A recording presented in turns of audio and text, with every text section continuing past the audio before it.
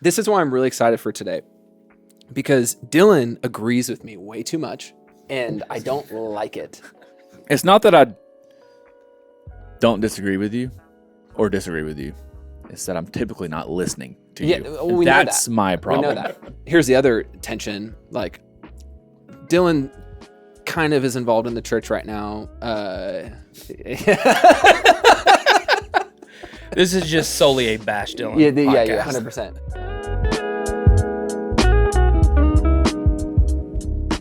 Well, I think we probably agree on like a lot of like the high level why we do what we do. I think actually how we execute, we might see it very differently. Sure. And like you guys are not from my understanding, like you guys are not like the quintessential MxU church. You guys have a lot of contractors. You have many paid staff. Like, and I don't say this is wrong, but I'm just saying like the church that we're typically helping is like bivocational at best. We still serve a lot of churches that are in that 500,000, 5,000 person range. Yeah. Sometimes those tech directors, worship pastors send me some pretty mean versions of what you sent me, Zach, that are like, no, like pastor told me I need to get this done. And so like, yeah, it's cute using volunteers, so on and so forth. Like I'll get fired if I take your advice. Yeah. Like, and so We also got called clowns. Yeah, we did get called Who clowns. called you clown? Some guy on Facebook. I don't know, man. I don't know. Dylan reads the comments. I don't. So You guys are clowns. That's what we were called because Were you wearing makeup that day? No, not that day. Well, not that day. And it was like you guys I are remember that. Yeah. You went to bat for us in the comments there. I do remember that. I appreciated that, Sean. I did. That's when I knew I could trust you. Let's jump in. I would love for those listening to get a better understanding very briefly. You don't need to get in your full biography, but what y'all do at your church. You work at the same church. Yep. You guys are both full-time there, meaning full-time paid staff members at this church, First Baptist Concord in Knoxville, Tennessee. There's no secrets, right? So tell us just briefly your roles there and what you do. Yeah, so I'm the creative pastor. My name's Sean. I'm the creative pastor. And so I oversee our creative team. That's everything design, film, photography, marketing, communication, all that stuff. And then also oversee our live production team, audio, video, lighting, all that stuff that helps out. Obviously, the weekend services, but also we have a school that we facilitate stuff for amongst a ton of other things. You're supporting the whole church. Like, Yeah. funeral comes in. Is that coming to you? Absolutely. Like, okay, great. Makes Yep. sense. Okay, what about you, Zach? Yeah, my name is Zach. I'm our production director, so I'm on Sean's team, oversee all things live production, audio, video, lighting. We have a school, so we assist them a lot with their events, and yeah. Nice. Very good. Dylan, you've known these guys for a bit. I have. They're also incredible musicians. Yeah. Sean's a great worship leader. Zach's an incredible drummer. So it'll be interesting. I don't know why my hands are folded like I'm mad right now. Why are you upset at us? Yeah, your body language is like, you're I'm really just like- aggressive right now. You look good today. You fix should. Yeah, why don't you sit forward? Okay. I'm sorry, guys. You said I've that so actually had fatherly. the That was opportunity nice. to work with these guys on staff. We worked together for many years at a church here in town, and so I know these guys, love these guys, excited to have them on. They'll bring some good insight. I know they don't necessarily agree with everything I say or you say, so that'll be... That's okay. Does Dylan practice what he preaches? Just tell me that first and It depends on what he's preaching that day. I was going to say what My joke with Dylan, this always comes up. We're talking about stuff on this podcast. It's like, you know, usually things that we shouldn't be doing in ministry. And we're like, man, how do we know this so intimately? And then we're like, oh, because it was us. Mhm. So like, we're the first to say like a lot of what we preach on this podcast is through the lessons that we learned while doing it the wrong way, in our opinion. And so anyways, so the reason you guys are here, it really actually came from, I think Zach maybe talked to you, and then maybe you told me, and I was like, I want to hear from Zach. And then Zach sent me a long, very thoughtful voice message over an episode we did a couple weeks ago. And that episode we were primarily talking, I don't know, what was it? Well, it was like, are you actually called to ministry? And that Yes. was like the hook. Like, are you actually called to ministry? I don't know what it technically was. Maybe Hayden can tell us, but it was, are you called to ministry? The clip that we released was, you said something like, blah, blah, blah, blah, blah, of course. And then my response was, well, they were never called to ministry to begin with. Yeah. Your part And- was the main thing that really hooked people. And my friend Zach here disagreed with that in a way, maybe. I'll let you explain your side of the story. But so go tell us what you think, Zach. Yeah. So props to your social media team. Obviously, the clip that I saw originally on social media, I was like, hey, wait a minute. I think there's another side to this story. So, like anybody, I only listened to that clip and I called you. I was like, dude, I completely disagree with this. Like, we've known each other for years. And he asked me, well, did you listen to the whole podcast? So, well, of course not. Of course not. No, absolutely I don't have that kind of time. Since then, I have. But Oh, you did listen? yeah. I was going to ask you that if you guys listened today. I was We going to be did. like, this would have been cool if this was the first podcast you'd ever listened to of MxU. That'd be funny. You can tell him if you'd like. Tell me. I was on the phone with Dylan earlier, and he was like, Today. hey, yeah, literally this morning. Yeah. He said, hey, if you haven't finished listening to that episode, listen to it because Spencer's going to ask you. Did I tell you I was going to ask Yep, him? yeah. Dang it, Dylan. Come on. I couldn't do that to him. I was going to have fun with it, but it's okay. So you listen to the episode and maybe there is less disagreement? Yes. Yeah. Okay. Much Yeah. more context in the full episode. Okay, yeah, that's the problem with social media. But hey, we got you. You got You it. know, And you're it's the sitting same. here. It's True. yeah, it's got, and this same thing happened with Jake Gosselin. It was funny because we it'll be out by the time this airs, I think. But Jake is talking about how this episode really got him all riled up, and then he's like, and then I actually went and listened to like the full thing and the context in both episodes. He's like, yeah, you guys did a great job. Like, Yeah. we got you here, so that's great. Yeah. Yeah, that's unfortunate. Sorry for those of you listening who like get triggered by us on social media.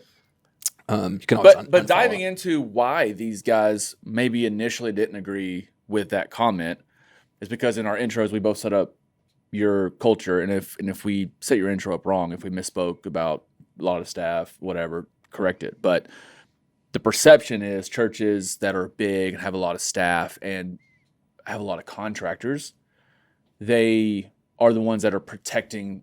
They're the ones texting us, saying, hey, I don't know if I agree with everything that clip had, right? So the heart behind that podcast was to just remind some of us that ministry was always about people. And that was what kind of the beef with the podcast was initially about. But I think to give the listener, because we do have you two here and you do have contractor budgets and you do have very good worship programs, Spencer, if that's the area you want to take us, I want to dive in to capture this listener to say, hey, we are here today to talk about contractors, when to use them, when not to use them. What's expected of a contractor?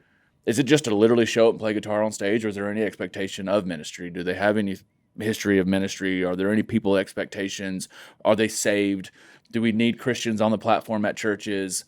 Because I think a lot of our listeners are asking these questions because we're the ones that are kind of flagging this, like, hey, this might be an issue in modern day worship, and we're just addressing it. So is that No, I that fair? absolutely want to go there, and I think we'll sharpen each other on this because I feel pretty strongly, my background coming from a large, some would say mega church, right? Multiple campuses, 25,000 people. And we were very adamant about not having contractors. Yet we had very excellent services. Now, the one caveat is we had 30 full-time worship and production staff, right? So like there was a massive army that was there to train worship and tech volunteers. Yeah. Right. And per capita, we had very few volunteers. So like, I don't look back and go, we crushed it. There was a lot we could have done better. Now we have the MxU platform, which is where a lot of that passion is fueled from, and so on and so forth. But yeah, I see so many churches. Give us some context. How large is First Baptist Concord? So we're averaging around 4,000. Okay. So like most people listening, that it's a very large church in their eyes, right? So we often see churches in the like 500 person to 1,000 range going, they look up, you guys are like their older brother, right? They look up to churches like y'all and they go, man, how do these guys do this? How do they execute? Oh, contractor. And so then we're constantly pushing on them going, hey, you can use volunteers and get excellence. 100%. But I think, yes, I want to dive into some of that with you guys because this is also unique to the church and the vision of the church and how your team is ran. Some churches see tech ministry as more like janitorial staff Mhm. than they do a ministry, right? And I don't What's know. wrong with janitorial staff? There's nothing wrong with being a janitor. Not at all. That's like the third time we've had to say it on the podcast. There's nothing wrong with being a janitor I in the know. church. For some reason, I don't know. Maybe you guys can help me put language to this. It just bothers me. Like Just cleaning beep it out, Hayden. Beep it out when he says janitor. cleaning toilets and mixing are different things. Okay, are. And ultimately, I could teach my 6-year-old son how to. But clean both a toilet. can sound like a toilet flushing if done wrong. That's very true. I wanted to say Oh, something man. else, but I decided I should do Yeah. that on Yeah. this Yeah. Christian podcast. Anyways, I've talked enough about that, but ultimately, sometimes I feel like I'm, to be honest, I feel like I'm annoying and maybe causing some frustration in people just like you, Zach, because you're like, dude, I'm paid to make this excellent, and I want to sit at my console every weekend as much as I possibly can. I am here because I am excellent at my craft. I didn't take this job to like take volunteers out to coffee every day. Like, stop telling me to do that stuff. That's not what I want to do. That's not what I like doing, so on and so forth. And that's a real tension we're facing right now. Yeah, absolutely. I mean, it's obviously a balance. Like Dylan was saying, we worked together before. It was, I don't know, 100% transparency here. That was not something I did well at all the last time, previous in ministry. Yeah. It's definitely a balance. I think our leadership, we have so much going on. If I just sat at the console all week and was just like, I'm going to do this, at some point it's going to be like, hey, why are you just sitting here? Mhm. Also, I'm a believer, same way, like if I'm recording a project at the house or something, I've got my template. And once I feel confident in the template, like I'm going to roll with that for a good while. So Mhm. I would say get your system in check. And Yeah. So if you're paid 40 hours a week, which you're not, to mix, we're not saying that you are. right. But if you were, and you have your template dialed, and you have everything you need, and you then have I your don't know systems, what you're doing. so I would ask, Yeah. that I think that's some of what we've been saying on the podcast is like, well, I was called to ministry for 40 hours a week, and I mix. I'm the audio engineer, which we have very good friends who are full-time audio engineers in churches, and they by title, but they have responsibilities outside of just doing audio. What would you tell the listener right now asking that question? How is an audio engineer paid 40 hours a week to do ministry? And I say ministry with quotations for those who are listening, because I don't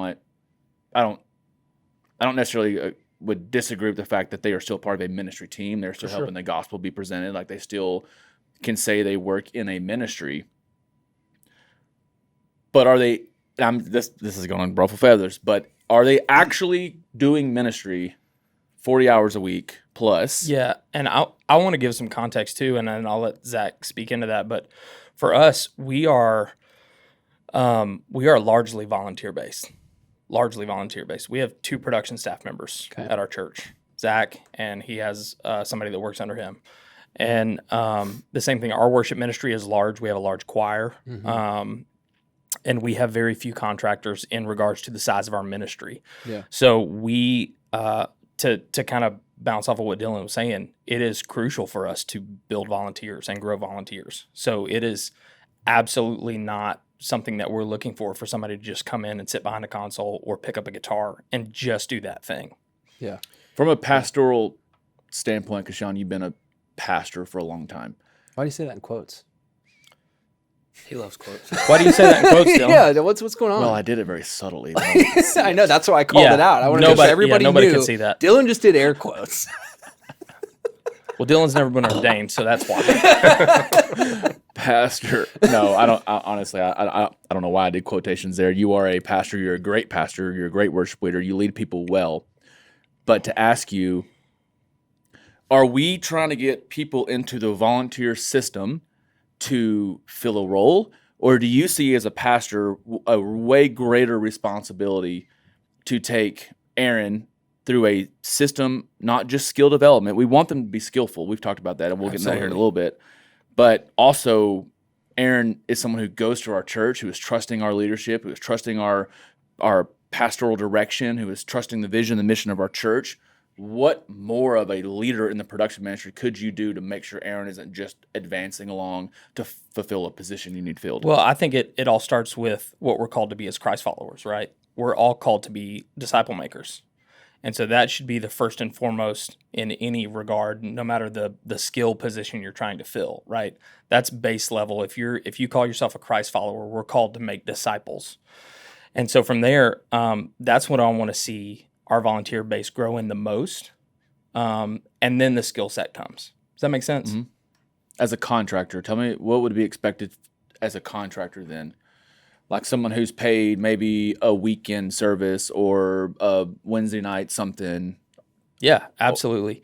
I mean, when we look for contractors, and we do use them intermittently, right? We're looking for somebody who is bought into a local church, doesn't have to be ours, bought into a local church, is spiritually grounded and is growing in their faith and is upholding what we see the Bible talk about as a Christ follower. Yeah. Okay, so I like that. yeah, that's great. Very encouraging because some don't do that. So Well, it's very easy to find a drummer. yeah, totally. I mean, Very or a easy. bass player. Like, Yeah, I know a lot of great musicians, a lot of great production guys that probably don't fall into that category. That doesn't make them not good at their job, Yeah, but that's not what we're looking for our context.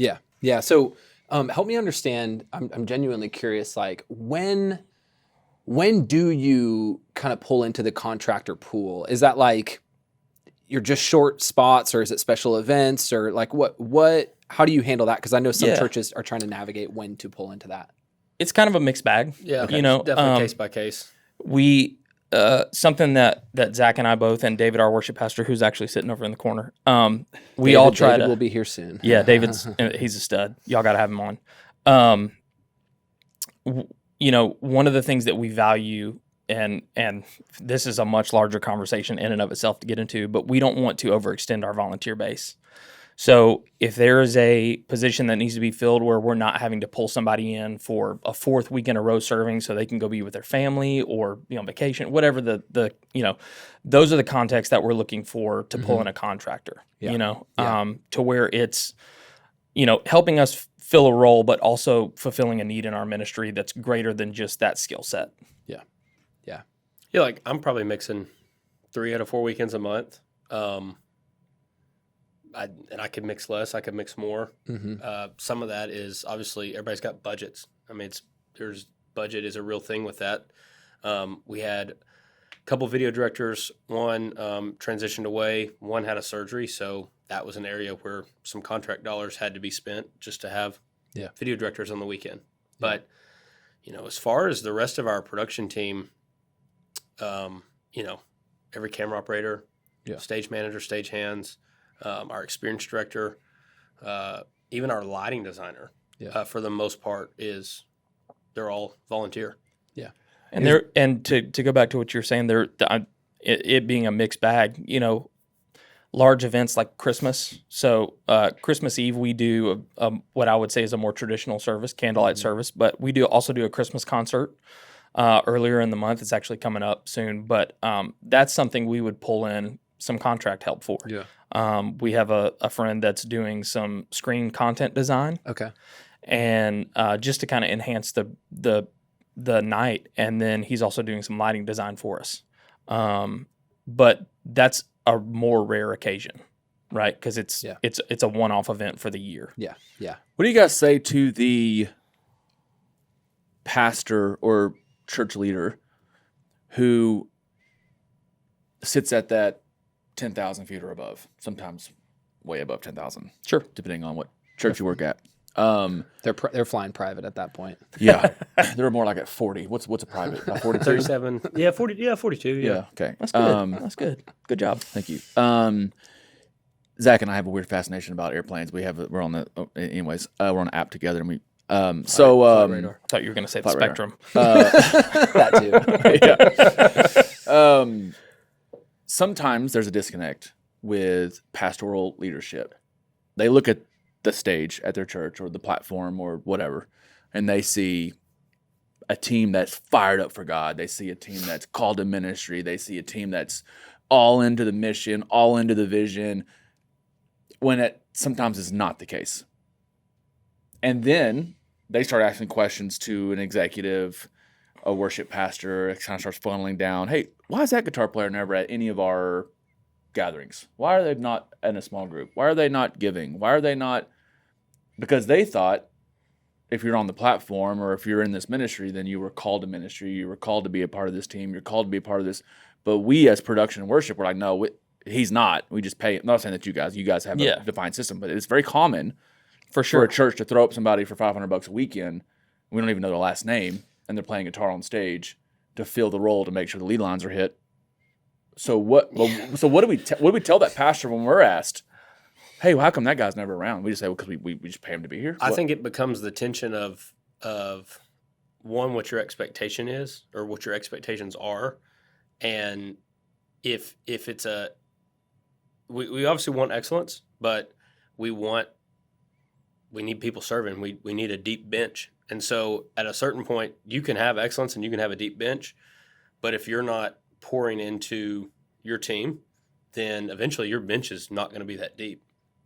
And I think what often happens is, hey, we need a lyric operator, or I got to have a bass player. I've gone a month now and haven't had a bass player. So you get somebody who might not be as good, playing that you're just like, hey, I know we had a standard and I know we had a system, but I've got to have somebody there. So you start sacrificing one or the other, and I don't think you can sacrifice either of them. I think you've got to work, and it's all in the development. You've got to work at. I've got to build a deep bench, but I also have to have the right people on my team that are attracting people that are skillful.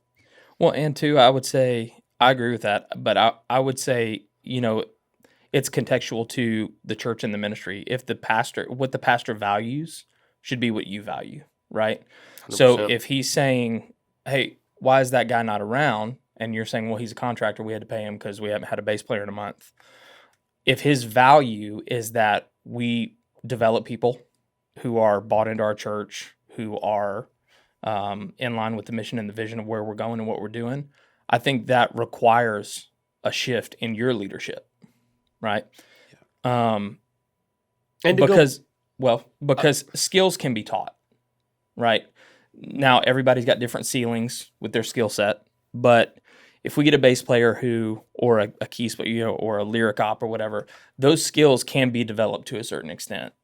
And if it's your pastors, want, hope, prayer that we are developing people internally that are a part of our church, bought into our church, that are on mission, on vision, that are Christ followers, then I'd say that needs to be a shift in your leadership.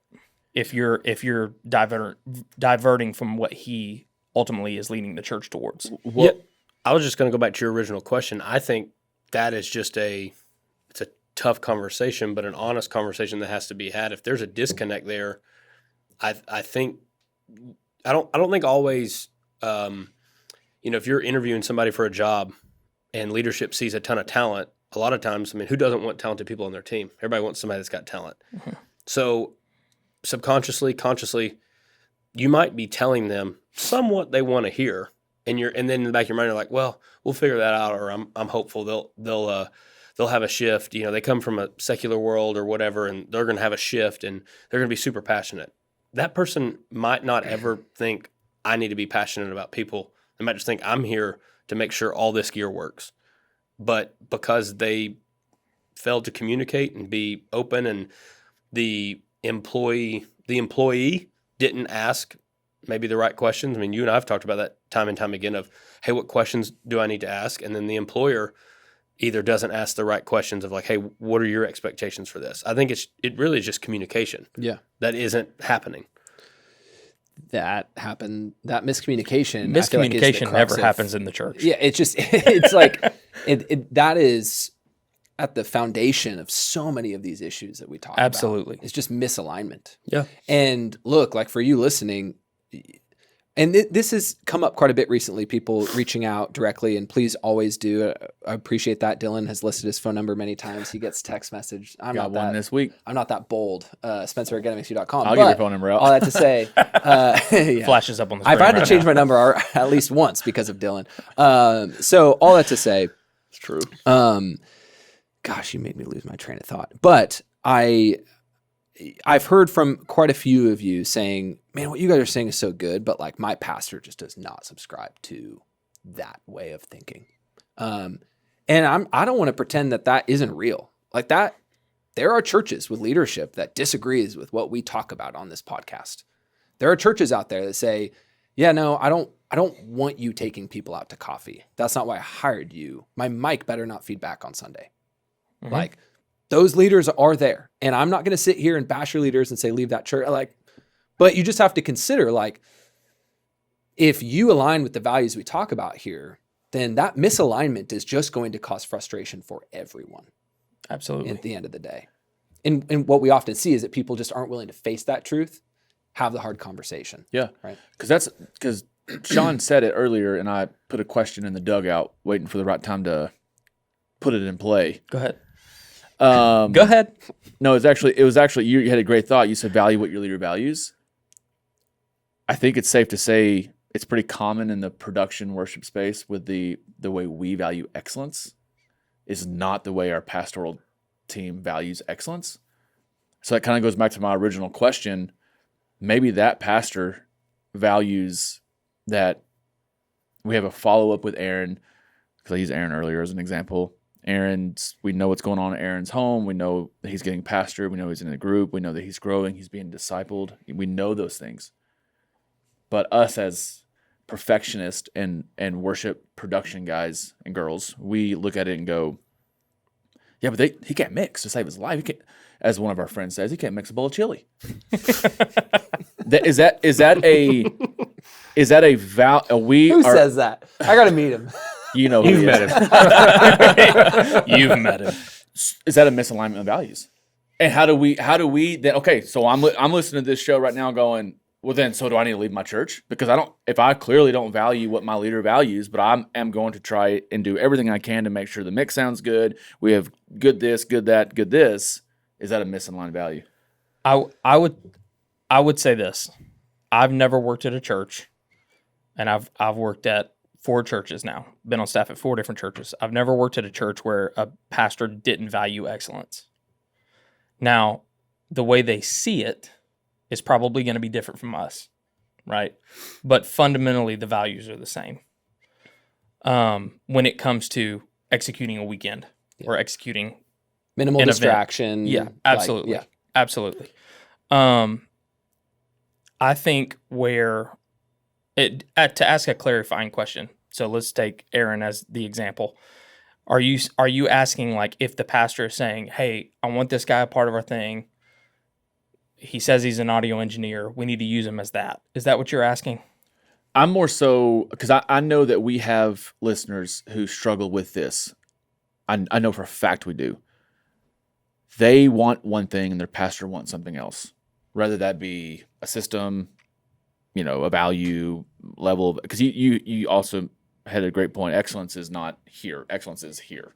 It's always moving around. Absolutely. And so everyone has a different opinion on what that is. For sure. I'm more so asking the question, that person listening to this podcast right now is probably asking themselves, if what these guys are saying is legit and true, I have a lot of thinking to do. Am I at the right place? For sure. And Zach, you can speak into this too, but I don't want to discount that and say, no, you have to be, like, where God has you is the only place you need to be, and he may not have another open door for you, because he might, right? There might be a season where it's time for you to transition to a new place. That totally might be the case. And if so, and God ordained it, that's great. But if you are serving at a place, there needs to be an understanding. And David and I, our worship pastor, have talked about this, just with some of the pace that we move at our church, and it being maybe slower or faster than where we would like to be. Ultimately, the pastor is leading the church.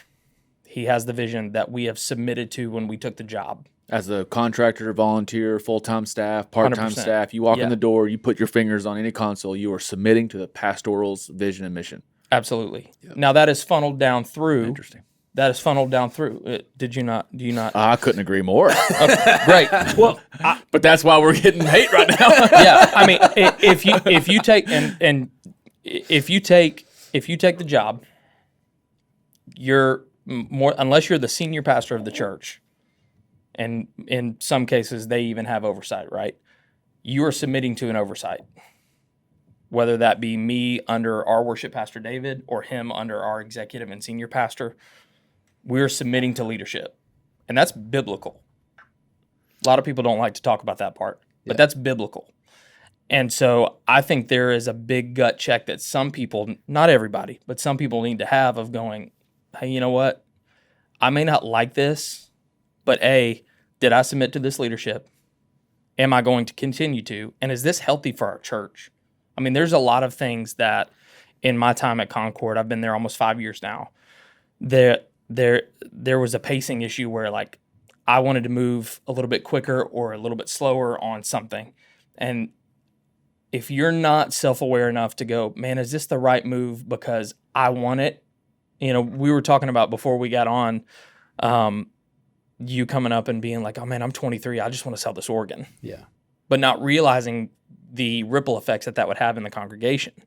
Is this healthy for our church to make this move or to push this fast or this hard or in the opposite direction? Yeah.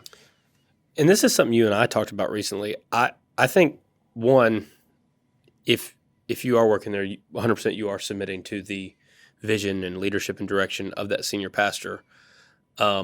If you want it to be your way or the highway, then I guess Start you should your just own go, company. I was going to say you should go work for yourself. Yeah. But I do think if you want to, not even I guess I'll say if you want to see culture shift or culture change, rather than just saying, hey, we have to do this or we have to do it this way, I would ask your leader questions. I mean, we talked about this not long ago of like, hey, what out of these things, what are we valuing here? What is a value to you? One, it gives you a very clear picture as to what your leadership is expecting.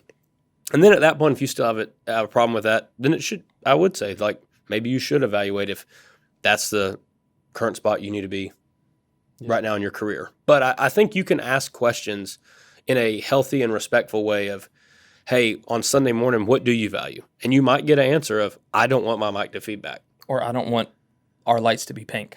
Yeah. Yeah. So Or red either, because Or green. Green, man. Red's fine. Everybody went green at the same time. Are we cool with blue? Yeah. Oh, Of course, blue for sure. Yeah, That's come all. on. That's all we're Yeah. cool with. red, white, blue, Purple. all that, yeah. Amen.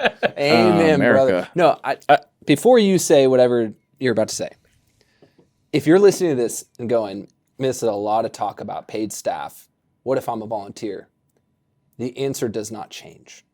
So you may have missed Absolutely. that part earlier. Like we try to emphasize that. We're going to emphasize it again because all you keyboard warriors out there in the comments, especially on YouTube, I don't know what it is about YouTube, but you guys like to say you guys are talking about a lot of paid staff. Like, wouldn't it be nice? I'm a volunteer. It's the same thing. Yeah, I started in church. First of all, I started in church as a volunteer. Yeah. Before I was ever even considering ministry as an occupation. Yeah. Right. I started as a volunteer. My first worship pastor job was at a church that ran about 200. Yeah. And I was there for 5 years, and we saw the Lord do a lot of great stuff and bless that. But it doesn't change any level that you're at, because at the end of the day, it is a biblical principle to submit to leadership. Yep. I mean, that's what we do ultimately as Christ followers. Yep. And I'll also just add, and maybe you guys would resonate with this, but the reason I think this comes to a head so often in worship and technical ministry is the average age of someone in worship and technical ministry tends to get pushed down, right? There's a lot of young people in the worship and technical ministry. And I'll just tell you this, like, I know they say you get your prefrontal cortex as a male, like when you're 25. I feel like maybe I got mine when I was 30. Like I spent my 20s just angry at somebody. Yeah. Just like that person is holding me back. I was in the same boat. Yeah. They won't let me sell the freaking organ so I can buy whatever console it was at the time. It was probably like a CL5 or something. But all that to say, like there was always someone. And so if you're in that season right now, and it's not just about age, but I do find that like in a lot of young leaders that reach out and they're like, you just don't understand my leader. And I'm like, I don't, and I don't think you do either. And Preach. You probably need to step away or get in line. Like, just get over yourself. And we talk about this often, Dylan. It can sound really harsh. I apologize. But like, get over yourself and grow up. Well, and too, like, on the get in line thing, I mean, like, that is ultimately we're talking about a heart change and a mindset change. And that's something you have to act. It's not like I just got to flip a switch. So, I mean, that's something you have to actively work towards in the same way you would doing a morning devotion. Yep. You know, and it's something you need to actively pray for the Lord to, if you're called to this location and you have that butting of heads with your leader, like, actively pray for, Lord, help me see this differently. Help me communicate differently. Help me change the way I'm thinking and feeling about this thing, because it's not good to just harbor that and hang on to it and go, oh, well, I just got to do it because. Yeah, you got to have the self-realization to say, do I have my blinders on? Yeah, 100%. One of the things that I under Dylan's leadership at the church that we were at together, one of the great realizations I came to, and I was 30 when I came on staff there, something like that. Which 44 now. Shut right? up. That was a long time ago, Sean. But one of the great realizations I came to then, which is honestly too late in life, and hopefully some of you will get this earlier, is that I don't know everything. I've always got a lot to learn. And if you adopt a learning mindset and keep that through your career in ministry, and again, not just talking about paid staff, right? If you're a volunteer, this is absolutely applicable to you. That, hey, I don't know everything. I don't have all the answers. It's a level of self-awareness that everybody should aspire to. But that will help increase the health of whether you're a contractor, a staff member, a volunteer, in the time that you're in the season that you're in. Yeah. And I'll say this too. I think a lot of church production guys, we know a ton of guys that have either left ministry or working at a church, and they're like, well, I'm going to go on the road. And there's people that have been frustrated, or people that have been on the road and come to church. I think at the end of the day, if you think, well, if I leave this job or leave this church and go on the road with this artist or whatever, I'm going to get to do what I want. You're still working for that artist.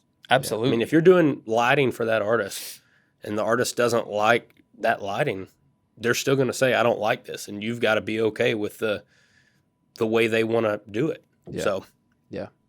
At some point in life, you got to realize, like, there's always somebody that you might need to submit to. Whether it might even just be the Lord. Yeah. And Absolutely. It'd be a good start. I mean, that's my. I'll be just so transparent here. Like, I did not want to work for anybody throughout my 20s. I didn't want to work for anybody. That was my problem in church. It was me. Like, I just didn't want to work for anybody. I didn't want to answer anybody. I thought I was the smartest person in just about any room I walked into. That was Right. me. If you will get out of my way, I can do it better than that. 100%. And I swear to you, I probably thought I could have preached a sermon on the next coming weekend. Like, I just, and I look back and I'm like, man, I missed it in so many ways. But all that to say, it wasn't until I got to a point where I didn't really have to answer to anybody other than the Lord, right? Until I was in an environment where I could. And then all of a sudden, this ultimate anxiety came in, where I was just like, oh no, I have no covering now. I don't have anybody to blame it on. There's nothing to hide behind. If this doesn't go well, now I'm going to have to finally admit to myself that I do not know everything. Yeah. And so I think it actually can be a huge blessing. Yeah. People always say, like, leadership is just lonely. The higher you are, it's lonely at the top, whatever, all the sayings out there. It could not be more true. And so if you have a leader, be grateful that you have somebody leading you, somebody who has vision for the ministry, so that you can focus on your part in supporting that mission. If not, that's why I always make this joke, like, there's a lot of worship and tech leaders out there that want to be senior pastors, apparently, because they act as if they want to be senior pastors. I know I did at times, and it's just like, do you actually want that? Do you want that job? You don't? Okay, great. Get in line. You're completely right, Sean. It's biblical. Fall in line with the truth of what the scriptures teach us. Follow your church leadership. Can we argue about something real quick? Please. Is it tech or production? well, You told me it was production, so it's production. To be honest with you, I always saw it as production. I always thought tech was more like the IT world. Yeah, so Dylan used to tell us, we don't fix the internet, so Our we're old production. office printer Yeah. still is not working. Yeah, that would be your IT department. That'd be your tech department. Yes. I feel like it wasn't until I started like understanding more of the normal church in America and not the mega church when I realized, it's like worship and tech ministry. Yeah, until I worked for Dylan, it was always tech. And then So interesting. he reprogrammed my brain without my consent. And I only call it production now. But in the Production, theater sometimes world, people are like, in the theater world. theatrical world, it's tech, right? Well, at theatrical, well, Or no? is it theatrical production? world, it's the production. Yeah. And then there's maybe the Oh, technical. yeah. Yeah, there's some churches Yeah. that call it all, like, we worked with a church in Rockford, Illinois, and they call everything production. As long as you don't call That's it, it's worship, production, Don't creative. call it what? just don't call it AV. Media? No. I cannot stand. Please don't call it media. When people call it AV team or AV ministry, I'm Yeah. like, it's summer. This specific Summer segment is camp. going to get the most hate.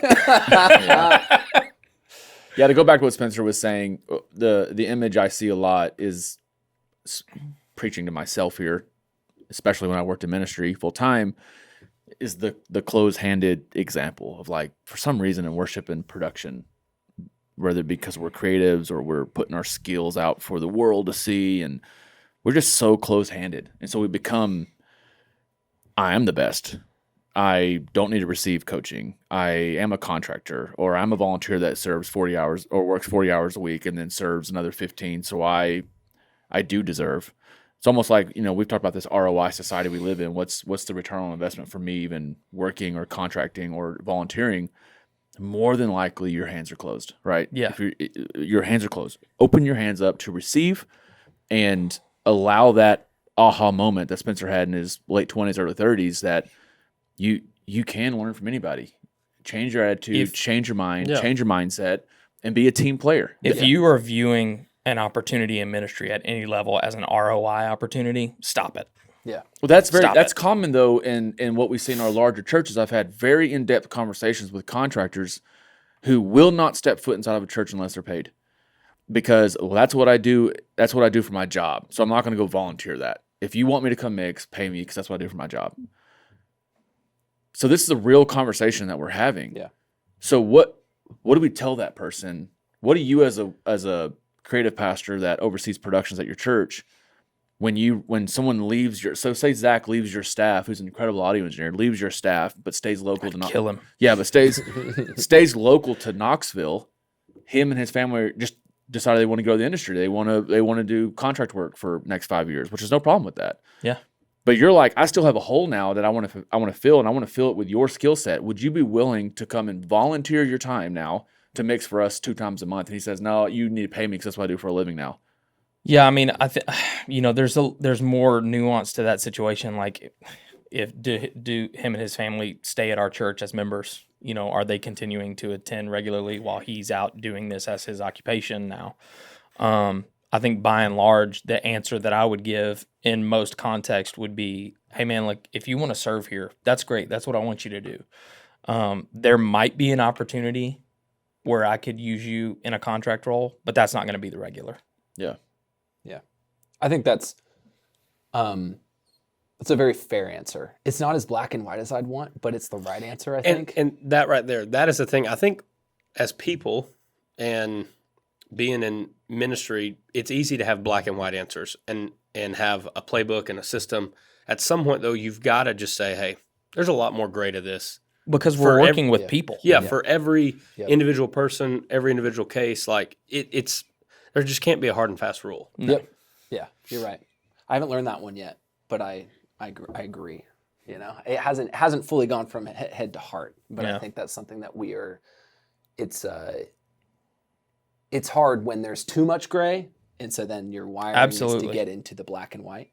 Yeah. So, anyways, what are you reading over there, Dylan? Who drinks regular Celsius anymore? Like, if It's you're not, great. What it doesn't say regular on it. What's but this is different like about the it? OG Celsius. It's Nobody, a new flavor. no, nobody drinks these anymore. Look, I'm gonna Theo Von it right here.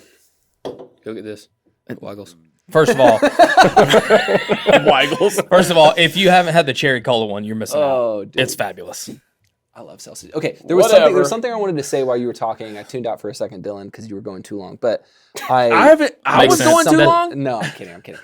But I was thinking about this because I was thinking about like younger me. I was channeling younger me for a second. And I was going, there's somebody listening going, yeah, everything you guys are saying is great, but you guys don't understand. My leader, I'm just going to rattle through some examples, maybe. My leader sucks at singing.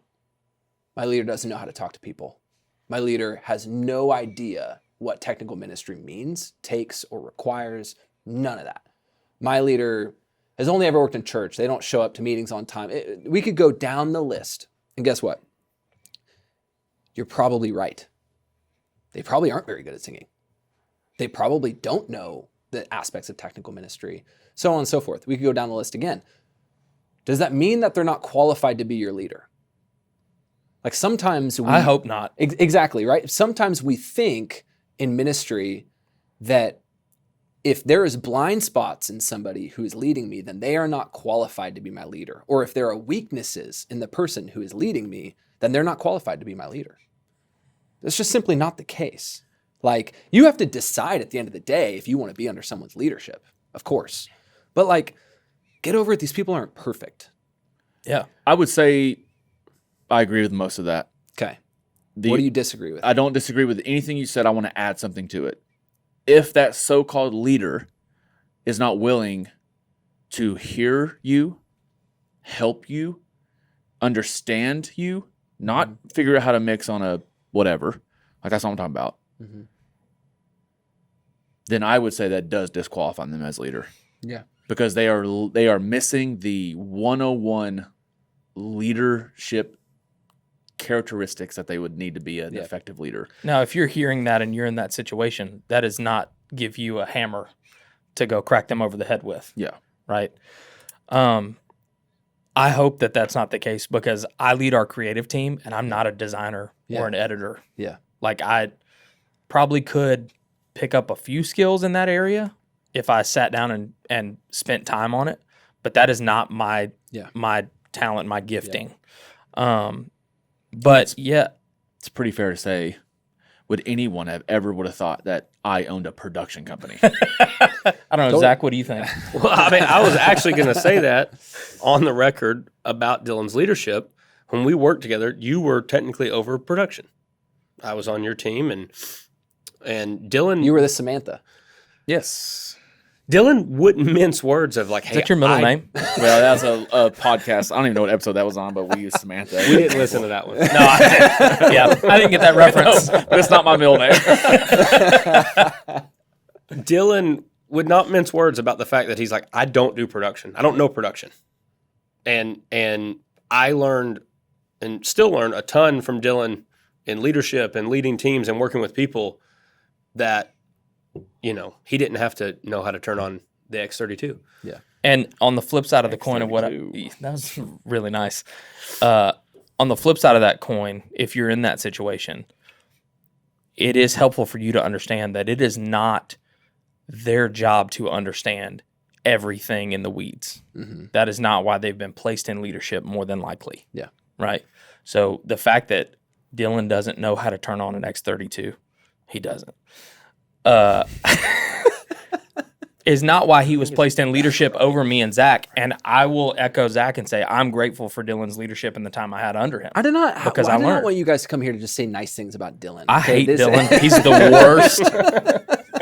I didn't intend to. That's awesome. I didn't But it's true intend though. to. And so like No, I keep it I coming, think boys. I do think it's a reality check for people if they are like, hey, I'm frustrated. Because I think that's a lot of it is they have this frustration and they're not seeking out people that do the same thing as them because everybody just wants to stay to themselves. It's like shoot somebody an Instagram message. Yeah. Like, hey, I noticed you commented on this MxU podcast. What do you do? Start just network with people. Yeah. Sometimes I have a hard time with this analogy, but it is true. There's this game of chips. It's like we all have grace for people and their flaws until they cross us. Yeah. And then you're like, you're not very good at that. You're not good at, I don't like you in this area because you were a bad leader. You didn't communicate well to me in this area. And we just start to kind of keep this game at tallies. And then all of a sudden, all those things become why they're disqualified to be our leader, but instead, really, the reason they're disqualified to be our leader is because they didn't set clear expectations, or they weren't good at communicating, or so on and so forth. And I feel like this goes back to what we talked about earlier with communication in general. Like, if you're in that situation, ask good questions. Mm-hmm. You know, try to understand why and where they're coming from. And that might give you perspective on what they're dealing with that you may not be aware of. Yeah. Yeah. That's really good. What are you guys nodding about over there? I'm just nodding like that's good. They agree with me because I'm very smart. Because I'm very smart and wise. I want to talk about, this has been something that's come up a lot recently. And I wasn't planning on talking about this much today, but then David came, we had a good conversation, and I was just like, oh, man, we need to talk about this. So, we do part 2 and have him on. yeah. Well, this is something I want to touch on really quick, and it could open up a whole can of worms. Dylan's already texting; he's already bored. Mm-hmm. But there is a divide that is not new in worship and technical ministry, worship and production ministry, whatever you want to call it. AV. That almost is actually like thrived upon. So something at MxU we're talking about constantly is unity, team unity. Mm-hmm. And the amount of feedback we've received around, why are we talking to worship leaders now? Like, this used to be for us tech guys. This was for us. There's so many cohorts, there's so many things out there for worship leaders. They're fine. They've had all that training and they're still singing flat. What about us? Like, we had nobody. And this was our community. We don't want to share this community with worship people. It's something that, to you listening, you're like, that sounds really nasty. Like, that's happening all over the place. I mean, we're putting carousels out there on Instagram that are how to be a better worship leader from the platform or the tech booth. And they're like, worship, wow, this is lingo that I do not like. Okay. And so there's this divide that is becoming, that people thrive off of. And I want to talk about this idea of woe is me in the technical ministry. Like, nobody understands me. By the way, Philo, I love you, but first in, last out, nobody understands the sacrifice that I put into this place. And it can kind of get this like deep rootedness in our heart. What was so interesting when you guys walked in the building today, and I know your roles, I knew David as worship pastor, but like, just looking at you guys, I wouldn't have known who was who. I wouldn't have known who the worship pastor was. I wouldn't have known who the tech guy was. I would have known who the creative guy was. I wouldn't have known who sang, who drummed, I wouldn't have known any of that. What was very evident immediately was like, these guys are like a team. These guys are like a unit. Like, so much so that like David's just here listening. And like, David's your boss. Like, And he just rode along to go to lunch. Yeah, exactly. Yeah, maybe David just didn't have a ride back and he actually doesn't want to be here. And he's like, can we please end this episode right now? Is that what the Uber's been out there for like 20 minutes? Yeah, 100%. But this is something that like I'll be honest with you, I get a little bothered by. I get pretty annoyed by. And lately it's come up quite a bit.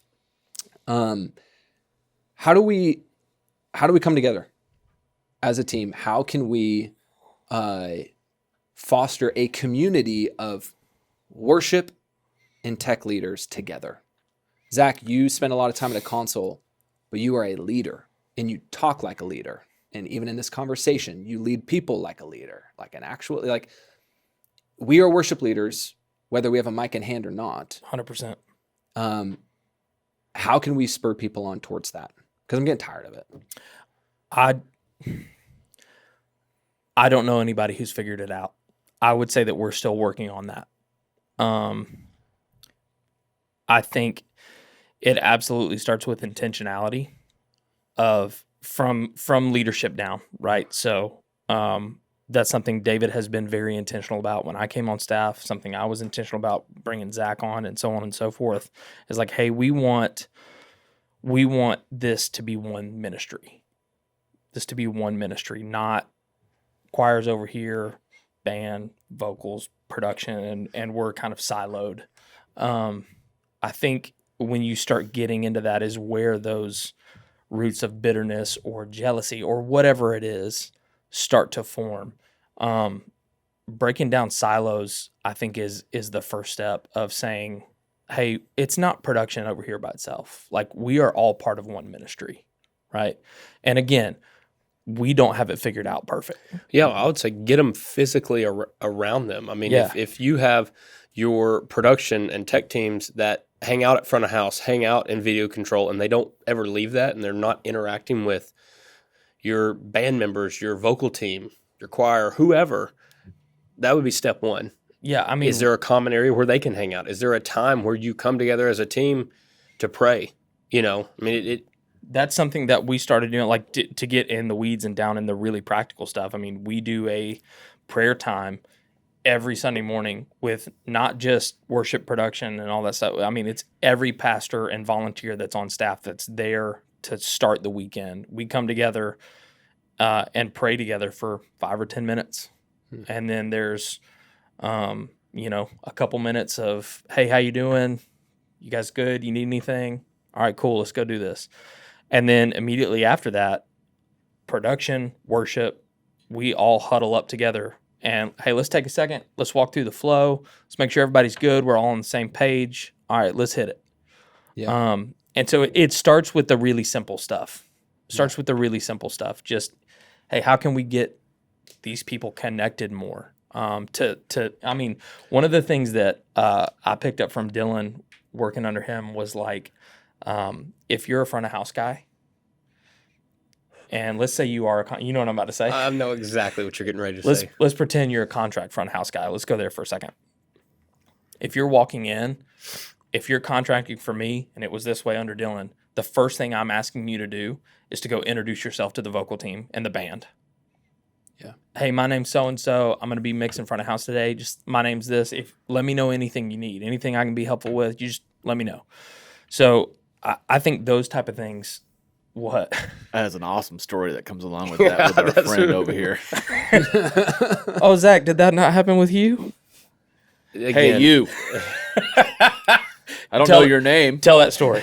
Real It is fast. a good story. We were developing Can we just remember the part that we talked about earlier where I said I feel like I've grown a lot from where I was to. It's a long where I am time now. ago, but real fast, Zach, just a funny story because we all have done this. Everybody's done this. There was a guitar player going through our development process. His first time playing on a Tuesday night, which is our development night, and he, like all young musicians, wanted to hear themselves through the big rig. So he's walking around the room, his wireless pack on, and he's listening to himself playing, and we're just all like, is this really happening in front of us? Zach's on the console, but he has a horrendous buzz. He's not even Dirty power. He's not even trying to fix it. He's wanting to listen to himself in the PA. And Zach hits mute on that console, looks over and goes, hey, you hear that? Go make a stop. And I looked at him, and I was mortified. I was like, Zach, you cannot do that as a volunteer. God bless. Lord have But, mercy. But as what a fellow, That's as a really fellow audio guy, good job. there's part of me that's like, yeah, that guy Yeah. needed a slap. I was just like, what are you getting, doing? I was just getting ready to say, what makes an audio engineer furious? A musician that's just okay with a buzz. or it's walking around a room in a rehearsal with a wireless, like a freaking tool. Yeah. Like, Yeah. like it's your first time, bud. Just like stay over there and do your thing. Anyways, that Zach would never do that today, but that was a funny story back in the day. No, he wouldn't. Jumping off what you said though on that, like I think language is a big deal. Like even like you said, worship and production. Like even that, I would say, try to be cognizant and say, hey, this is our worship team.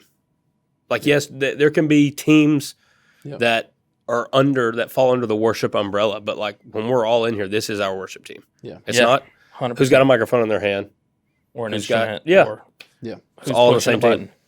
So I'm not in the business of like, I don't want to kick anybody in the shins too much, but in your guys' experience, who's the instigator in this? Is it poor leadership or is it on the tech side of things? I don't think it's as black and white as that. I mean, I in think your it's in your experience, what has been you have been in a technical role primarily, but you've also served on the worship team. mm-hmm. Like, what for you personally? You've experienced it in good, bad, the ugly, all that. Like, what have you seen? Well, to be fully transparent, I've definitely walked in as a drummer thinking like, man, this is a rock show. Like, I'm going to get here and put my in-ears on, sit down and play drums. Don't talk to me. Yeah. I'll be in the green room. Yeah. Like, I don't care about tech people. Exactly. I don't know your name. and I've been on the other side where it's like, front of house has a great rapport. I mean, I think back in the day, a lot of our guys that were playing front of house and lighting guys, like, we were just hanging together all the time. Yeah. But I think it's easy for production people to stay in their world at front of house or video control. And, because production people primarily are in the service start to finish. And you're going to have, your band and vocals, the people that are on the actual stage, there's the message. So they're going to go and they're going to hang out in the green room. So I think it's easy to get kind of siloed, but I think there's a machine that's constantly turning, constantly going. It constantly needs maintenance. It constantly needs attention. And it's the weekend. And it takes multiple pieces inside this machine to make sure this machine is functioning in the right way. When I first started working in a church here locally, I was introduced as the new production guy. A vocal, who was a volunteer, beelined me and just went straight to me, handed me a pack and goes, "Can you change the batteries on my pack?" Which Dylan doesn't know how to do. Clearly. Yeah, I mean, But in that moment, I was like, what have I done? yeah, what have I done? No, just in that moment, I was just like, I can see your face getting red. I was just like, oh my gosh, like, that's a culture issue. But that was a vocal. It wasn't a production guy. And that vocal was trying to put me in my place immediately to know that I'm here to serve him, right? So going back to the machine, often because it takes so many silos inside that machine or so many different parts inside that machine to make sure that machine's functioning the right way, we start serving the machine. And we start going after each other. We start utilizing each other going, well, this machine's not going to function unless I'm this way or unless you're this way. But the core of anything and everything that we do inside those four walls was never meant for the machine. It was meant for the ministry, which was the people.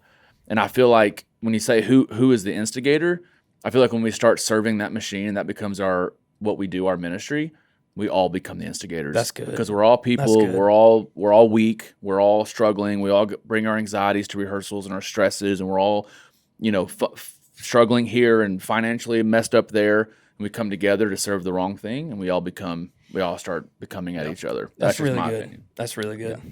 I cannot wait to contract Dylan to produce something, and I'm going to ask him to change my batteries. When I figure out how to do it, I'll do it. That is gold. No, that's you're absolutely right. You're absolutely right. So much of it is due to a lack of relationship. It's like, and that can sound so trite, but there are teams, more often than not, I'm talking to teams that are disconnected. And what's really sad is a lot of it is like, yeah, we just don't have commonality. Like, they like Star Wars. I like something else. They're into this. I'm into that. Like, I'm going to have a fire pit night with them. Like, what are we going to talk about? What are we going to, like, we are just two opposites. And so therefore, like, yeah, to be honest, I don't like being around this person. And so, like, for us to be one team, like, I just don't know how to do that. And what would you guys say to that? Like, learn, because heaven's going to be crowded. Amen, Pastor Sean. Pastor Sean's end it right there. Yeah. 100%. No, I think it goes back to even like what we were saying before. If you are just only operating, we're talking about leadership and communicating to your leader. It's like, hey, maybe you're not seeing what they have going on in their life. So I think we would all find a lot more in common with people that we might think we have nothing in common. And if we just start asking questions and getting to know them. It does, again, require a level of intentionality. Yeah. You have to genuinely, and we talk about this all the time. If you're in ministry, you have to have an ounce of care for people, or else you will inevitably be exposed. Yeah. You'll give up. It will not end well for you. Like, in just deep down, you have to care for people. to some degree, even if they're different than you are. They have different interests. And can I add something right there real fast? Because I know that we all are in different seasons of life. There may be a season you're walking through right now and you're like, I just don't want to be around people. I need to focus on myself. It doesn't mean I'm ready to quit ministry or disqualify myself from ministry. It doesn't mean I want to go work in the industry or whatever. I still love my job. I still love the direction our church is headed. I still love being on staff, but I may just be walking through a season of, I don't want to be around people right now. I just don't. If that's you, and I've been there, we've all been there, you need to let your leadership know that. You need to let those that you serve know that. You need to let them know that, hey, I'm going to just take the next few weeks and I'm going to hand off some responsibilities to Sean or to Zach or whoever to help oversee the people that I oversee just for a season, just so I can focus on myself to heal in whatever area I need to heal. Often what we see is in that season, because we don't communicate, we talked about the miscommunication part earlier, we leave, we quit church. Because we were just walking through a unique time of our life where we just needed to take time for ourselves, but we didn't communicate that, and we were identified as someone who didn't love people, which is not true, and so we just left. Mm-hmm. So if that's you listening to this, you might be at a place where you just need to take some time to yourself, and that's okay. You're human. Yeah, absolutely. You are allowed to do that. That is a delicate conversation with your leadership. Yeah, it is. Right? It's not just going in and saying, hey, man, I'm just going to do this thing, right? Because they're going to go, I don't know. What's really going on here? Yeah. But I completely agree. Finding the right way to do that is really healthy. Yeah. And not always are you going to be able to do that when you need to, but finding the time when you can is absolutely necessary. Yeah. Ask for help without a hidden agenda. Yeah. Gosh, we were talking about that on the way over here. David said something in the car that, when you go into, and back to what we were talking about, walking into a role and feeling like you know it all and then realizing, oh, no, I don't. Like, ask for help. Mm-hmm. Ask for help. Nobody should have to shoulder this thing alone. So be self-aware enough and be bold enough to say, hey, I don't really know what I'm doing here. Can you help me? Yeah. How many times have you gone to your leader and gone like, I'm going to ask for help, but only because I know that's how I'll get the thing that I'm looking for from them. It's like that agenda item of like, oh, I really need help in this area, but there's only one right answer for you to give me, right? Instead of genuinely going, hey, I'm kind of done with people right now. I don't know what to do with that. And I need your help. What should I do? Instead of, prescribing the outcome. That's an incredible way to pose that question if you're having to have that conversation. Yeah. Hey, I'm in this season. I don't know what to do or how to handle it. Will you help me? Yeah. And be genuine about that. I've never been under a leader, and I've been under really good, really bad, and in the middle that would respond to that poorly. Yeah. Because, again, I would say 99.9% of people who are in ministry at any level have that ounce of care. Yeah. Yeah. Yeah, I would just say if you are in that spot right now, whether it's a past experience with a person or a person that's looking at you right now, like that you're struggling to find that middle ground, give them another chance, and ask the Lord to renew your mind and really soften your heart towards these people that you are tasked with doing ministry with. I think you owe it to them. You owe it to the ministry that you're serving, and you'll be better for it. And that's what we want to do here. That's why on this podcast, whenever we say worship, we're talking to every single person that is pulling off that worship experience. And if you don't want to be in that group, ask yourself some of those hard questions. Why don't I want to be a part of this group that we call the worship team? Mm-hmm. So that's good. Man, this has been good, guys. Yeah. Thanks for being here today, guys. Thanks, man. What's your hat say? Bay Point. It's upside down. Did you know that? Those trendy upside down hats. Yeah. Oh, there it is. You don't have any hair under there. I don't. It's wild. Do you? You do know. I don't either. Right? And Covered up. You're hilarious. Hey, if you've made it this long, thank you for joining us. Yeah. And we've talked a lot about volunteers, how to equip your people, how to build team unity. That is literally what we do at MxU all day, every day. We obsess over that. We've got a platform. It's built to help you train your volunteers, your whole team, every position from the platform to the tech booth. check it out if you're like, man, I need some system to wrangle my people and start working on this. Thanks for joining us. We'll see you next time on the MxU podcast.